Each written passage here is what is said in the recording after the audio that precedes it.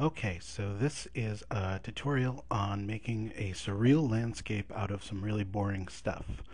So here are two shots. One is a field, and this is kind of important. You want to get a wide shot of a field, and you want to be somewhat low to the ground. Depends on the perspective that you want, but I'll get into more of that later. Basically, here's a sky from an early morning and a field on a completely different day. And so I'll just show you the full, you can see the overcast sky, but it's blown out because of the exposure for the grass. And here is the sky shot by itself. And let me move that down and show you the full extent of it. So anyway, this tutorial is going to be turning this into this. And so what we're going to do is we're going to eliminate the horizon of the field, and we're going to blend the sky in with the field and create a sort of an infinity line of the horizon. So let's dive in. So we're going to take a shot and we're going to pull it in to our composition. And let me park it right up to the edge. Let me hide this for a second. Okay, so get it in position. That looks pretty good. And we're going to put our sky over it. And to help us work, let's turn the transfer mode to hard light. Okay, so as you can see, there's an overlap, and you can see a line of trees that for this tutorial I don't want. So we're going to remove that right now. And to do that, we're going to select the sky layer and then use your rectangular marquee tool.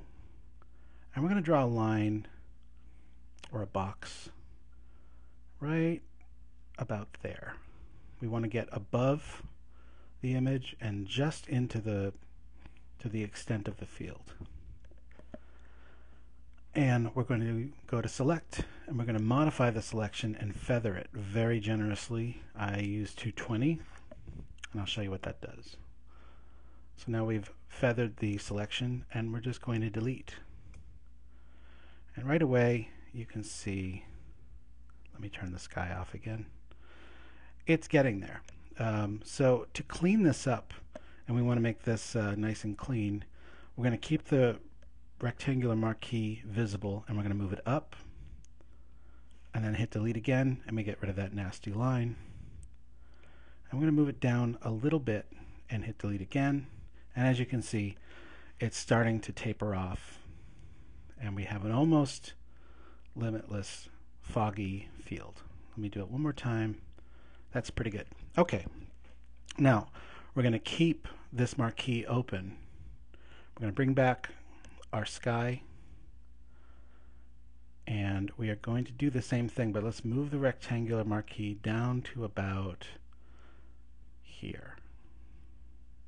Now it's still feathered at 220, so this should give us a pretty nice blend. Okay, so I'm going to stop there and deselect. That looks pretty good. The sky is not quite covering to the ground. Probably I sheared it off a little too much. So what I'm going to do is I'm going to move it down as much as I can. And I'm going to pull it and just stretch it until it meets. Okay, and that looks pretty good. So next, we're going to do some blurring. Same technique as we just did. This is an option, you don't have to do it, but this is something I like to do. It's kind of giving it a forced perspective. So we're going to select a smaller section of the top of the field. Make sure you're selecting the field layer. Modify the selection. Again, 220 seems good. And go to Gaussian blur. And it's not much that you need, maybe about 10. And I'm going to keep the selection there. I'm going to switch to my sky layer, and do the same thing. Gaussian blur at about 10. And that makes sort of a very hazy midpoint or horizon line. Okay, so next we are going to blend the color of this field to match the sky. I personally like changing colors a lot. Green grass is fine, and if you have a sky that's blue, and if that's what you want, then that's great. But I'm going to match the purple and make it sort of a burnt, kind of oxidized looking field. So to do that, select the field layer and do Image, Adjust, Curves. Select the green channel only, and right around the midpoint, just take this and slide it down, and as you can see, it starts to change the green hues to something kind of evil purple, I like to call it. Alright, so that looks pretty good. Now we're going to add something that really makes it pop. So on top of everything, you're going to add an adjustment layer, excuse me, of levels. And you're also going to add another layer, adjustment layer of curves. Now for curves, let's go to a default of strong contrast. And right away it looks pretty cool. And for levels, now let's punch up the highlights as much as they can go. That looks pretty good. You don't want to blow out the whites, but get it close. And let's darken the midtones a little bit. I generally never touch the shadows in levels. Okay, now to give it a little bit more ethereal punch, let's go back to our sky layer, and we're going to duplicate the layer. Okay, that's too much, but we're going to change this transfer mode to screen. Alright, now that's blown out, so let's kill the opacity by about 50%. And now let's blur this entire layer. I'd say about 30, 40. Yeah, that looks pretty good. Okay, and now we're going to take the field layer and change that transfer mode to hard light. So that's pretty intense looking, and I think I can take the levels of the midpoint, the midtones down even further. Okay, and now if the sky looks good but the grass doesn't, this is what we can do for the field. We can take another copy of it and change that transfer mode also to screen. Now it's very bright, so we'll kill that by about 50%. And it's extremely colorful, and you might want to, reduce the overall color of this. And I can show you how to do it for the entire composition, or just for the field. So if we wanted to just kill the saturation level of the field, right on top of the second copy of the field, you add an adjustment layer of hue and saturation, or vibrance. One or the other will do the trick. And we'll just kill it a little bit. That looks better. That looks more blended. Okay. Now it's a good idea to group things, especially if you're making multiple copies. So if I wanted to work on this sky together and do something else to it, I would just take both copies, right click, and I can't do it there. Okay. I would select layer and say group layer and just retitle this sky. Okay, so if I ever wanted to make another copy of the two layers as they look now, I would just have to copy the group. And let's add a sun now. This is something that's a little tricky, and it's hard to do live as I'm recording this, but we'll try it. So above everything, except for the levels and curves. So you want to do everything below the adjustment levels, the adjustment layers of levels and curves. Create a new solid. We want to do a white solid, and you want to do an elliptical solid. And there's a bright point in the sky. It's just logical that we put it there. So I'm going to hold my shift key down and create an ellipse. And that creates a perfect circle when you hold the shift key down.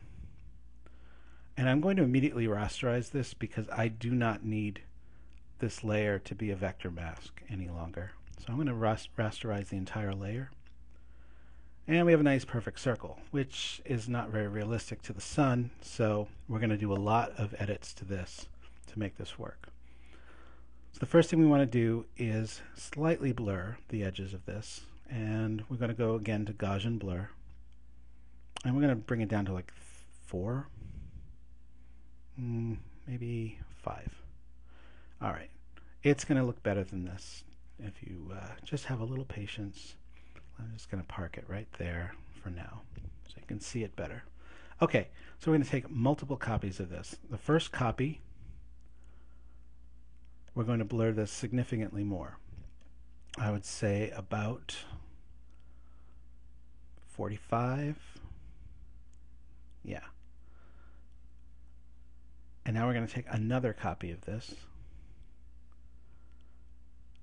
and we're going to blur that even more.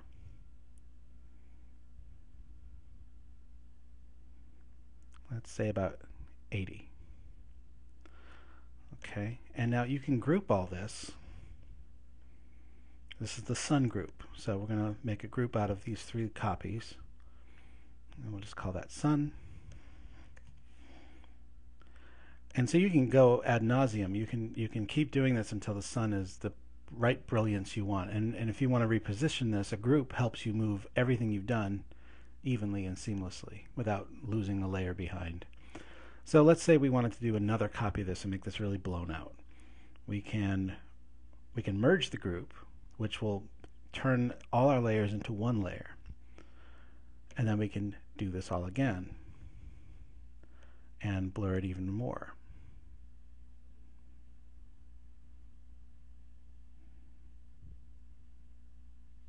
I'm going to go all the way to 160. That looks pretty cool. And you can always group those 2 copies again to make it easier to move and mask. So we'll call this one sun again. So let's back up. There we go. And now I got a sun that I can move. Wrong layer, sorry. Okay, sun. We can move this anywhere. Anywhere you want, anywhere that makes sense, whatever your choice is. I think that looks about right. And so there you have it. There's basically it's an HDR shot. You're doing it the hard way. I don't like HDR. I think most of them don't look very good. And you want a nicely exposed sky, and you want a nicely exposed field. And if you want to do some cool things to it, this is one of the options. If you wanted to remove these flowers, and I'll just flatten this all together, and I would just take my spot healing tool and I'll just blot out these flowers. If you want to make it really desolate, sort of Lord of the Rings Mordorish, let's get rid of the dandelions. And there's some over there, and there's some over there. Okay, and you can clean this stuff up as you like. Sometimes when you have a soft background like this, sometimes the spot healing tool doesn't do a great job of matching the blur, so it might be best to try and address these things before you flatten. But anyway, so there it is, and you can add textures to this, you can add people in the shot. This is just one of the ways to change some boring stuff. This was an overgrown farm field, and what I was saying about the angle is if you have a nice wide shot and you get sort of low to the ground, you'll get this perspective where you can shear off anything in the distance, whether they be fields, a tree line, or cities, or buildings, or people, anything you want, as long as you have a nice wide expanse.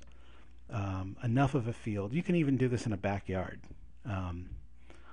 And I use a lot of stuff. I can never find an environment like this in the real world, so I convert boring stuff into something cool. And so I hope this helped. And if you have any comments, please feel free to leave them on my website. And I hope to be doing some more of these tutorials soon. And hope you enjoyed it. Thanks. Bye.